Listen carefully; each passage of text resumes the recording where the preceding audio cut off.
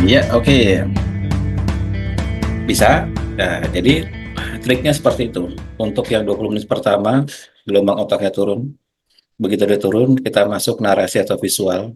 Yang kalau di dalam konsep napas ritme ini, tarik dan buang dengan jenis yang berbeda. Jadi yang paling gampang, kenapa narasi? Karena itu yang paling gampang. Level paling rendahnya adalah narasi. Rendah itu pengertiannya bukan buruk ya, tapi maksudnya level yang paling mudah dilakukan. Karena nggak semua orang bisa visual, ya kan? Nggak semua orang bisa visual. Jadi narasi itu level yang cenderung semua dari kita bisa lakukan. Tapi jangan sampai keliru nanti. Terus gitu, nanti akan ada sensasi yang unik tuh. Kalau diulang-ulang berkali-kali self-talk dengan cara begitu. Ini nggak ada, mau dicari dimanapun nggak akan ketemu. Karena ini pengalaman dari apa yang sudah saya jalani bertahun-tahun. Makanya dulu saya cerita, OMG ini nggak ada wujudnya, masa depannya nggak jelas gitu kan. Di masa depan pun saya nggak tahu bakal jadi apa, berapa omsetnya, eh, akan ngisi berapa banyak kelas dan sebagainya. Nah, karena di depan tuh wilayah yang abstrak atau unknown yang kita nggak tahu, daripada kita menggores lukisan atau menggambar lukisan masa depan yang dipenuhi dengan tekanan-tekanan, overthinking, traumatik segala macam, mendingan kita gores versi kita sendiri aja. Maka saya melukis menggambar OMG dengan versi saya yang sebulannya saya mau, katakanlah dulu sih mulai dari 2 digit, lalu kemudian saya ubah jadi 3 digit. Nanti kemudian saya mau ubah lagi jadi 4 digit. Ya boleh-boleh aja. Ya kan, dulu mungkin isinya cuma sendirian. Lalu saya ubah jadi ada 2 orang. Saya ubah jadi 3 orang, 4 orang, 5 orang. Itu kan terserah saya. Karena saya mau merancang, mendesain masa depannya. Ya kan? Ya mungkin bisa berbeda dengan tiap orang. Nah kita juga sama, di kesembuhan juga begitu.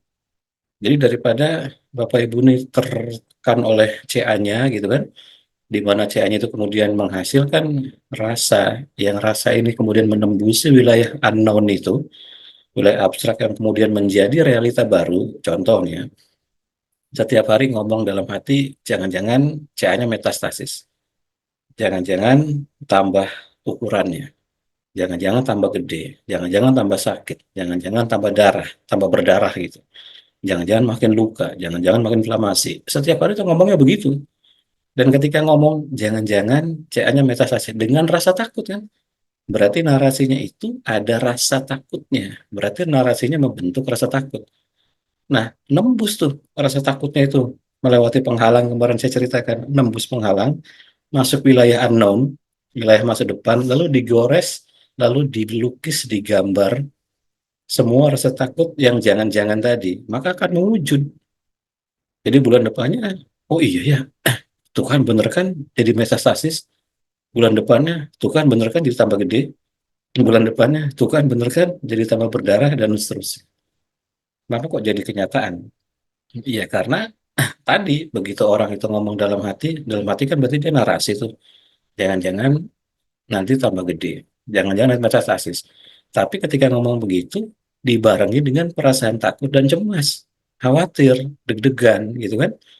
Maka perasaan ini terus menembusi banghalang tadi, lalu masuk ke wilayah unknown, lalu memahat apa diri kita di masa depan yang akan jadinya seperti apa. Berdasarkan narasi yang tadi ngintil dibawa sama si rasa ini. Jadi akhirnya kenyataan. Coba dibuktikan. Eksperimen ya, tapi jangan. Misalnya melakukan jangan-jangan nanti tambah besar. Pasti jadi tambah besar. Beneran, pasti jadi tambah besar. Jangan-jangan nanti metastasis. Pasti nanti jadi metastasis. Karena saya sudah ketemu orang yang model gini puluhan kali. Setiap kali saya privat sama pasien-pasien CA, lalu kemudian dia melaporkan bahwa dulu dia sempat mengecil, lalu membesar, lalu tambah besar. Saya tanya, pada momen itu, ibu jawab jujur, saya bilang gitu. Pernah nggak ada muncul narasi jangan-jangan? Sering, Mas. Hampir tiap hari. Jangan-jangan itu hampir tiap hari. Walaupun tidak diucapkan. Ketika ditanya sama suaminya, kamu baik nggak? Ya, aku baik. Gimana badannya enak? Enak. Ya, namanya dijawab, pasti jawabnya baik-baik aja kan.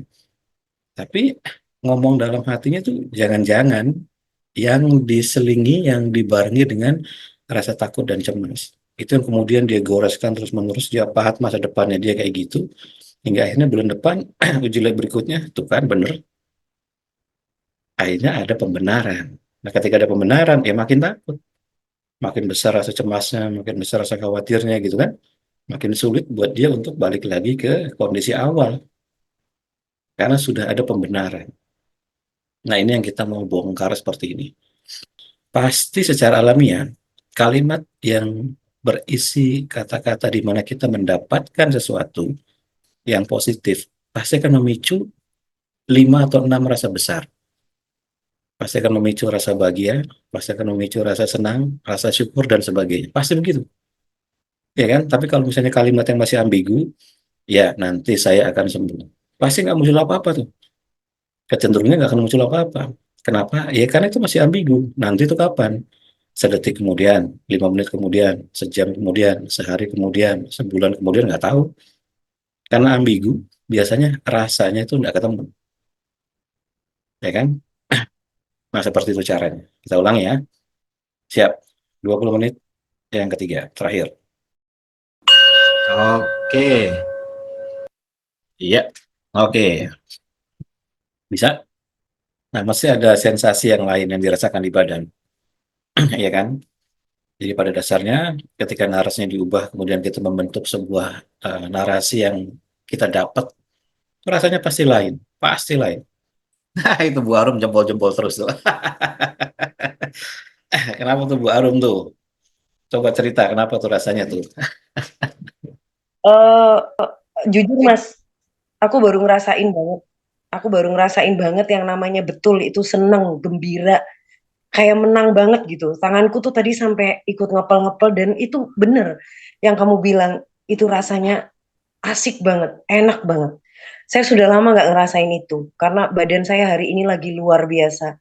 Rentek sampai tadi sebelum latihan ini saya yoga dulu. Karena memang saya instruktur yoga sebenarnya, tapi untuk mengukur ketenangan dan mencapai ketenangan itu ternyata luar biasa ketika badan kita nyut-nyutan. Jadi tadi ini baru yang ketiga itu Mas. Yang pertama saya masih ya agak kacau, yang kedua apalagi tambah kacau lagi karena saya dipanggil-panggil tadi teman saya. Baru yang ketiga ketika kau bilang apa rasakan sensasi itu dan kau nyontohin narasinya tadi.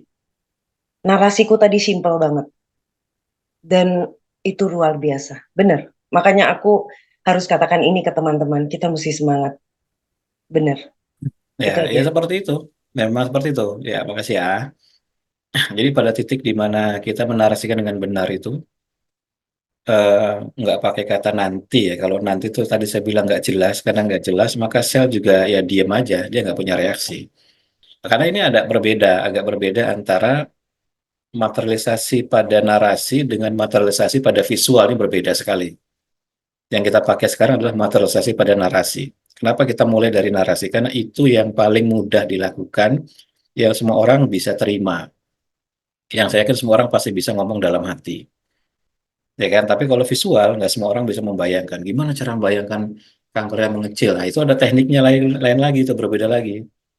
Maka yang kita pakai di 12 hari yang pertama ini adalah 12 sesi ini, konsep narasi dan bagaimana cara membentuk narasi supaya sel kita tuh mengakui itu sebagai sebuah pencapaian begitu. Buktikan aja, misalnya ibu skeptis nih, nggak percaya siapapun di kelas ini, misalnya ada 21 orang nih, skeptis semua. Karena saya pernah melatih orang skeptis. Saya bikin workshop, lalu saya bilang, Bapak Ibu harus skeptis. Karena kalau nggak skeptis, nanti disangkanya saya mengada-ada. Jadi harus skeptis dulu. Kita pakai satu narasi yang ketika diulang-ulang, mau kita dalam kondisi skeptis apapun, rasa itu akan getarannya keluar. Ada nggak Bapak Ibu yang punya project? Waktu itu saya bilang gitu di seminar. Oh saya lagi ada Mas. Ya udah Bapak ngomong gitu aja. Walaupun belum terjadi karena proyeknya baru mulai katanya begitu. Ya udah dia ngomong, ya saya sudah terima proyeknya. Ya saya sudah terima. Terus tiba-tiba dia bilang hatinya mendadak seneng. Dia bilang gitu.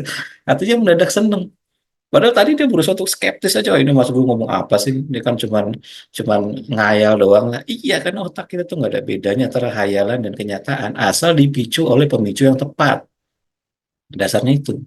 Asal dipicu oleh pemicu yang tepat, oleh kalimat yang tepat, kata yang tepat. Maka ketika diulang-ulang, itu akan muncul getarannya, ter, ter, ter. Asal kita jujur mengenali, Bapak proyek belum selesai, iya, tapi ketika saya ngomong, iya saya sudah terima proyeknya. Itu kok tiba-tiba hati saya seneng ya? Ya pasti Pak, saya bilang segala sesuatu yang dapat datang ke diri kita gitu kan, pasti kita merasa senang. Ya kadarnya beda-beda tiap orang, tapi senangnya pasti muncul. Maka itu nanti Bapak besarkan.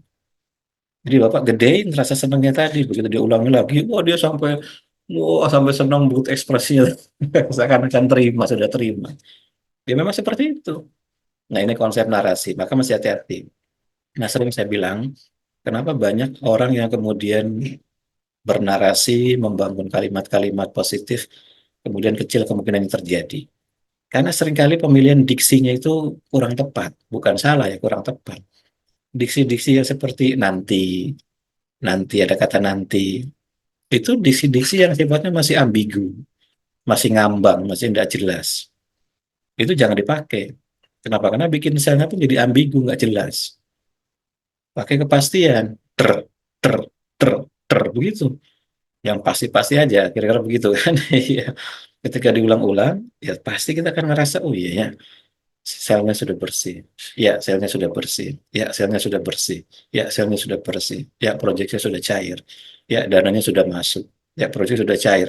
Walaupun dananya belum masuk, proyeknya itu belum cair, ibaratnya begitu ya. Itu kalau itu diulang-ulang pun itu ada rasa senang tuh. Kenapa? Karena itu yang kita mau.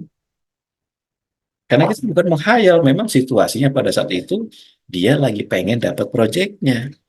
Kalau sekarang kan kita bukan menghayal untuk sembuh, memang situasinya pada saat ini kita pengen sembuh. Kita lagi CA pengen sembuh, jadi bukan menghayal. Itu sesuatu yang memang dalam pikiran bawah sadar kita sudah tertanam. Tinggal kita picu dengan narasi-narasi yang baik aja begitu. Maka rasanya kan keluar dengan sendirinya ter itu nanti dibesarkan, dibesarkan, dibesarkan terus begitu nikmati aja. Maka ketika kita melakukan proses seperti tadi, anggaplah setiap 1 atau 2 detik kita ngomong, maka terjadi ratusan kali kita ngomong dalam 20 menit. Ratusan kali kita ngomong. Ketika kita ngomong ratusan kali, masa iya enggak muncul rasanya? Pasti muncul. Apalagi itu adalah sesuatu yang memang kita mau, ya kan? Tapi kita butuhnya rasa itu, karena rasa nanti dipakai untuk nulis di wilayah unknown itu, di wilayah abstrak itu. Tulisin aja tiap hari, terus tulisin tiap hari, tulisin tiap hari, tulisin tiap hari. Kita yang ngedesain wilayah unknown, wilayah yang nggak jelas itu mau jadi apa. Gitu ya. Oke, kita tutup dengan berdoa. Kita selesai, berdoa mulai.